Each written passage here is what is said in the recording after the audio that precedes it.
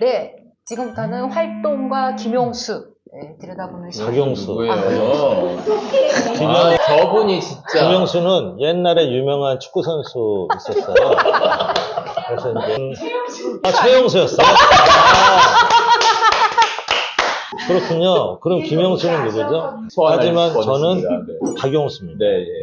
그럼 지금 하는 활동들을요, 네네. 좀 간단하게 소개해 주시면 좋을 것 같은데요. 대표적으로 두 가지 활동하고 있는데요. 이제 지역 풀뿌리 시민 운동 단체인 광진 주민연대 상임대표로 맡고 있어서 주민연대와 관련된 활동하고 있고요. 그리고 광진 지역의 사회적 경제 기업들의 네트워크인 광진 사회적 경제 네트워크에서 또 일을 하고 있습니다. 그러면 한쪽은 사회적 경제 조직, 네. 한쪽은 시민단체 네네네. 활동이잖아요. 그러니까 사실 비슷해 보이지만 또 네. 각각 특성들이 있어가지고 이 두 개를 병행하거나 연결하는 게 좀 쉽지는 않을 것 같은데 뭔가 묘책이 있으실까요? 우리나라에서는 마을 공동체 활동이라든가 사회적 경제 활동 또는 시민운동 활동이 서로 이렇게 협력되지 못하고 이렇게 네. 분절돼서 그렇죠. 또 운영되거나 맞아요. 또는 네, 네. 지역에 내려가면 마을 공동체하고 사회적 경제 갈등이 있다거나 또는 사회적 경제하고 시민사회하고 갈등이 있다거나 이런 이제 현상이 많은데 사회적 경제가 유럽에서는 시민운동의 일환으로 사회적 경제가 만들어졌어요. 그러니까 이제 민중들의 경제적인 어려움을 해결하는 것이 그 사회적 경제 운동인 그렇죠. 거고 또 민중들의 주권이나 도시의 자치와 관련된 활동이 시민운동, 자치운동이었고 그 도시의 경제 문제를 해결하는 것이 사회적 경제 운동이라서 실제 운동은 하나였는데 그렇죠. 우리나라에서는 왜 그게 이제 분절됐냐 하면 제도로부터 시작돼서 그래요, 우리나라는. 그렇죠. 그래서 예를 들면 마을 공동체 활동을 하는데 이거는 마을 공동체 예산으로 활동을 하는 거야. 그런데 거기서 결과로 협동조합이 만들어졌는데 그 협동조합의 결과물은 마을 공동체의 결과물이지 않고 사회적 경제 제도의 결과물이기 때문에 여기서 갈등이 좀 유발된 거라고 생각하고 그게 우리나라의 제도 기반 또는 제도로부터 생겨난 일정 정도의 폐해가 아닐까 싶어요. 그래서 그러니까 그게 어쨌든 한국의 현실이잖아요. 또 그렇죠. 지역의 현실이기도 네네네. 하고. 그러니까 그렇다 보니까 활동하시는 데 있어서 사실 이 두 개를 좀 연결시키거나 내지는 함께 하는 게 좀 쉽지는 않잖아요. 이게 이제 광진 주민연대가 다른 시민운동 조직하고 다른 특성이 있는데, 광진 주민연대가 모두에 말씀드렸듯이 광진 지역사회센터를 위탁받아서, 운영을 하면서 주민연대의 변화가 생기기 시작했어요. 이제 그거는 뭐냐면, 주민연대도 다른 시민단체하고 똑같이 대변으로 어떤 문제를 비판하고 지적하고 이슈를 제기하고 이런 활동을 중심적으로 하다가 자활센터를 위탁받으면서 그런 활동가들이 지역의 도시빈민들을 처음 만나게 된 거예요. 그러니까 도시빈민들을 피부로 접하게 되고 관계를 맺다 보니 그렇게 대변형 이슈 중심의 활동으로는 이 가난한 사람들하고 함께 연대한다는 것, 가난의 문제를 해결한다는 것에 대해서 다른 운동적 접근이 필요하다고 이제 생각된 것이고, 거기서 이제 공동체로 조직돼서, 공동체를 조직해서 그 공동체의 힘으로 지금 가난한 사람들의 아픔과 가난의 문제를 같이 극복하자라는 약간 주민운동의 방식이 도입되면서 그때서부터 가난한 사람들이 자활기업이라는 공동체 기업을 만들어서 그 공동체 기업들이 초기에 2007년, 8년도부터 활동하기 시작하면서 그게 광진 지역은 사회적 경제의 중심을 잡았고 그렇기 때문에 자연스럽게 광진 주민연대 활동과 사회적 경제 활동이 이어질 수 있었어요. 자활에 참여했던 참여자들도 단순히 자활기업에서 일만 하는 것이 아니라 광진 주민연대 회원으로 가입해서 같이 시민운동도 하면서 시민성과 사회적 경제 운동성 두 가지를 다 같이 그렇게 가져갈 수 있었던 것 같아요. 그 아까 그 광진 사회적 경제 네트워크를 지금 운영을 하고 계신데, 근데 사실 사회적 경제 조직이 뭐 그냥 하나가 아니라 다양한 어떤 경제 조직들을 묶어서 네트워킹하는 조직이잖아요. 네네. 몇 개의 사회 조직이라고 했었죠? 경제 조직? 68개. 68개. 와, 아, 엄청난데요? 그러면은 그 조합원 수는 어느 정도 되나요? 68개 회원사의 구성원이 6,000명. 와, 엄청나다. 직원이 1,700명. 와. 그러니까 60여 개의 조직과 그다음 6천여 명의 어떤 사람들이 사실은 네트워킹 하는 조직이기 때문에 이걸 사실 촉진시키는 게 쉽지가 않잖아요. 쉽지 않죠. 제가 지금 들어도 막 머리가 엄청나게 아픈데 이 네트워크가 활성화될 수 있게 어떻게 하시는지 너무 궁금한데요. 그 초기에 이제 제가 자활 쪽에 일을 하다가 지역에 있는 사회적 경제 기업들을 만나러 다니기 시작한 게 2014년 초였어요. 그때 제가 사회적 경제 기업들 사무실을 다니면서 느꼈던 것은 생존의 문제에 직면하고 있다. 그러니까 사회적 경제 기업들이 지역사회에 기여해라. 이런 쪽이 아니라, 이분들의 경제적인 생존의 어려움을 같이 해결해야 되겠다. 이렇게 제가 생각이 들었고, 그래서 광진 사회적 경제 네트워크의 모토가 함께 사는 경제 공동체예요. 함께 어떻게든 해서 생존의 문제를 해결해 보자 이런 이제 뜻이었고, 그래서 가장 먼저 했던 게 상호 거래였어요. 회원사 간 서로 물건과 서비스를 사주자. 지금은 한 4억, 5억 정도, 2,000건 정도의 상호 거래가 활성화돼서 네트워크 단체들끼리 거래하는 양만 4억, 1년에 4억 정도 된다는 거죠? 엄청나네. 그래서 일단 서로 간의 거래를 통해서 한 기업의 매출을 100%라고 볼 때 서로 간의 거래로 30% 정도만 거래가 이루어지면 어느 정도 기업의 안정성은 획득할 수 있으니 그럼 지역 안에서 돈이 계속 볼 테니까. 그렇죠. 네, 그렇죠. 그 다음에 그 기반이 갖춰졌으니까 시장에서 경쟁해도 되겠다 이런 전략을 가졌었죠. 그게 좀 모델이 될 만한 뭐 어떤 그런 곳이 있었던 건가요? 우리나라에는 없었고요. 원주가 있었는데 원주는 상호거래가 없어요. 살펴보니 해외 사례를 봤는데 스페인의 몬드라곤 사례가 저한테는 좀 와닿았고, 그래서 몬드라곤에서 배우자라는 책이 있는데 처음에 광산의 1년차 때 읽었던 내용하고 3년차, 5년차 때 읽었던 내용의 이해도가 다른 거예요.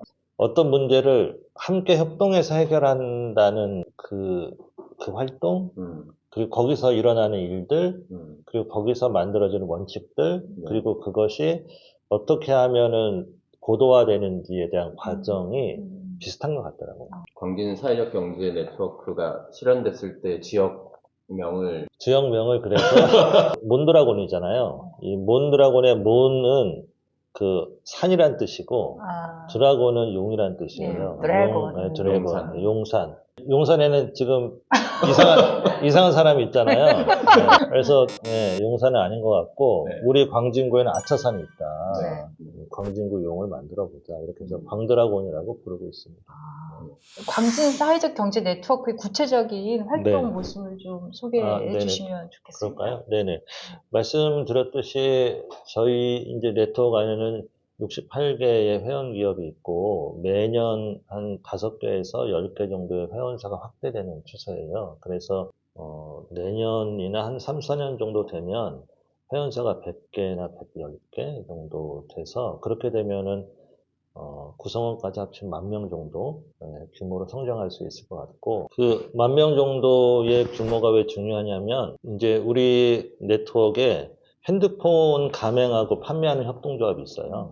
거기서 가맹을 한 사람이 10,000명 정도의 규모가 되면 이 가맹점이 대리점 정도의 지위를 물론 이제 다른 조건도 있지만 획득할 수 있거든요. 한 달에 내가 쓴 요금의 7%를 다 모아서 별도의 수입으로 줘요. 그러니까 이제 10,000명이 뭐 예를 들면 5만 원이나 10만 원 요금을 내면 거기에 7%. 그러면 대충 계산해 보면 한 달에 3,500 정도가 별도의 수입이 생기는 거예요.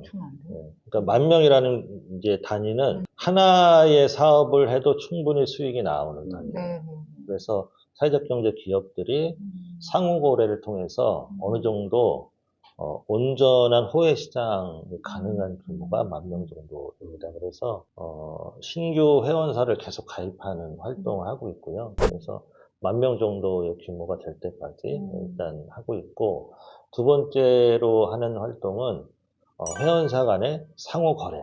그냥 가입만 하고 끝나는 것이 아니라 실제 물건과 서비스를 구매해주는. 그건 또 어떤 의미가 있냐면 그 회원사의 직원들의 고용 문제를 내가 해결하는 고용 연대를 하는 효과가 있어서 어떻게든 사주자. 판 쪽에서 판 금액의 총액, 그래서 2%를 떼서 광진협동기금이라는 기금에 적립을 하고 그 기금이 지금 2억 정도 모여 있거든요. 네. 회원사가 이제 어려울 때, 네. 급전이 필요할 때 2천 정도의 대출을 해주고 그런 이제 사업이 하나 있고요. 이제 68개가 한 네트워크에 있다 보니까 다 만나기도 쉽지 그렇죠. 않고 해서 분과를 만들기 시작했어요. 네. 돌봄 분과, 교육 분과, 주거복지 분과, 유통 분과, 먹거리 쪽은 먹거리 분과. 네. 최근에는 환경 사업 하시는 기업들 모아서 환경 분과, 이렇게 6개의 분과가 있고요. 그래서 분과에서 별도로 더 사업을 하고 필요하면 그 분과에 있는 기업들이 또 하나의 협동조합을 또 만들어요.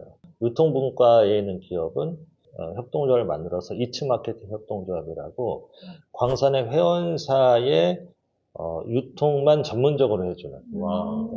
그렇게 이제 분과별로 또 별도의 사업이 있고요. 기업을 운영하다 보면 경영에 필요한 서비스가 있어요. 네. 뭐 세무라든가 법무라든가 또는 교육이라든가 경영 컨설팅이라든가 공모를 이제 하게 되면 공모 계획서도 한번 봐주고 뭐 공간 같은 걸 알아봐주는 부동산 중개 이런 것도 다 필요해서 그런 것들은 회원사가 직접 자기 사업을 할 수 있도록 서비스를 개발해줘서 그 서비스를 공동으로 구매하는 서비스 사업이 또 하나 있습니다. 그래서 분과별로도 활동하고 개별 기업은 광산의 회원사들한테 서비스를 제공해주면서 또 하나의 자기의 사업 분야를 만들어 갈 수 있도록 그렇게 해주는 사업으로 진행하고 있습니다. 상당히 다층적이고 와우, 네. 전문적이고 체계적이고 그러네요. 또 업종별로는 또 묶여 있지만 그 업종들이 연합해서 그렇죠. 이제 네네. 테마적으로 해야 되는 게 있잖아요. 크러스트처럼. 네네네.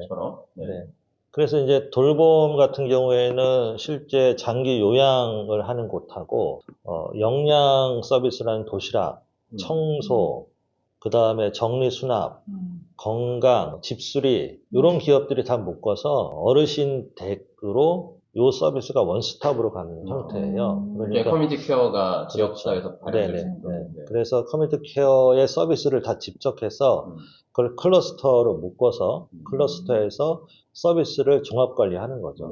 그래서 서비스의 연계성을 본다거나 필요한 서비스를 추가한다거나 이제 이런 사업도 하는 거고요. 분과 간의 협력도 가능하고. 광진이 그러면 어쨌든 아까 좀 전에 이제 몬드라곤을 모델로 삼고 있다고 했는데 국내에서는 그 광진 같은 그런 유사한 사례나 타산지석으로 오히려 실패 사례거나 뭐 이렇게 좀 삼았던 모델이나 사례 혹시 이런 게 있을까요? 그 모델로 삼았던 사례는 없고 실패했던 사례는 있는데 원주가 협동조합 도시로 그렇죠. 알려졌는데 가치 중심으로는 잘 정리되어 있는데 실제 그 안에서 비즈니스가 일어나진 않더라고요. 비즈니스를 하려면 원색적인 얘기를 해야 되거든요. 수익이 어떻고 돈을 어떻게 벌고 그런데 거기는 그런 얘기를 하려고 하면 협동조합의 가치는 뭐야 이렇게 얘기하면서 그게 제대로 얘기가 안 된다고 해요. 차단이 되어버리는. 네네. 그런데 저희는 실제 돈 버는 얘기만 하거든요. 돈을 번다 이 얘기만 하더라도 실제 돈을 같이 버는 구조가 되기 때문에 그 안에서 자연스럽게 약자도 함께 갈 수 있는 사회적 경제의 정체성이 있는 것 같아요. 연대를 이제 되게 지금까지 강조 많이 해주셨는데 사실은 연대가 말이 쉽지 정말 어렵잖아요. 근데 사실은 그게 자기한테 이제 당장 이익이 안 되면 끌어들이기가 또 쉽지도 않고 뭐 실제로 어떻게 함께하는 방법이나 전략 같은 걸 어떻게 쓰셨는지. 그렇죠. 제가 연대는 안 들어가봐서 잘 모르겠지만 제가 고대 출신이 아니어서 고대하진 않습니다. 네, 그렇죠. 그래서 그분들도 저한테 연대를 하자고 고대하지도 않았던 것 같고 그냥 찾아가서 들어주기 필요와 욕구를 알기. 그 필요와 욕구를 제가 해결해주는 방식이 아니라 비슷한 사람끼리 모아놓고 그걸 얘기하게 하게. 어느 정도 이제 그런 과정을 통해서 그들 안에 일정 정도의 신뢰가 쌓여야 되거든요. 그렇게 어려운 문제들을 서로 얘기하면서 그게 반복되면 신뢰가 형성되고 그 신뢰가 형성되면서 일정 정도의 공동의 힘이나 의제가 생기고 그거를 해결하면서 일정 정도의 규범의식들이 생기는 거죠. 처음에 교회 실망해서 목회자에게를 포기했다고 하셨잖아요. 그 마음은 계속 여전하신 건가요? 네, 사실 목회를 포기했다라기보다 목사라는 형식을 버렸다라고 생각하고요. 저는 이제 교회에 다닐 때에도 교회가 가난한 사람들을 위해서 구제 활동이나 그분들과 함께 살아야 된다고 계속 생각을 했는데 실제 기성교회 안에서는 그걸 할 수가 없었고요. 그래서 저는 자활센터에서 가난한 사람들을 만나면서 그분과 어떻게 함께 살지 계속 고민했고요. 저는 그것을 목회로 사실 생각하고 있습니다. 그리고 더 넓게 사회적 경제 기업들을 만나서 네트워킹 하는 것도 저는 목회의 하나라고 생각합니다. 자, 그렇다면 앞으로 중점을 두고자 하는 활동들을 좀 소개해 주시면 좋겠습니다. 광진 사회적 경제 네트워크의 6,000명의 종사자를 광진 주민연대 회원으로 다 가입시키려고 하고요. 지금 광진 주민연대 회원은 500명 정도 되는데 그거 가지고는 지역사회에 힘있게 변화시키지 못하니까 이렇게 회원을 서로 일치시키는 그런 지금 활동을 하려고 하고 그렇기 때문에 더더욱더 제가 최근에 이제 활동에 중점을 두는 게 유튜브를 이제 시작해서 10,000명을 어떻게 다 만나요. 그러니까 찍어놓고 이제 공유하고 찍어놓고 공유하고 이런 이제 좀 활동을 해야 돼서 유튜브 활동을 하려고 합니다. 네네. 네, 지금까지 자신이 꿈꾸는 사회를 만들기 위해서 꾸준하게, 집요하게도 꼭 넣고 싶어요. 아, 그래요? 집요하게 사람들을 조직하고 또 활동해온 조직가로서의 활동가 박용수를 만나봤습니다.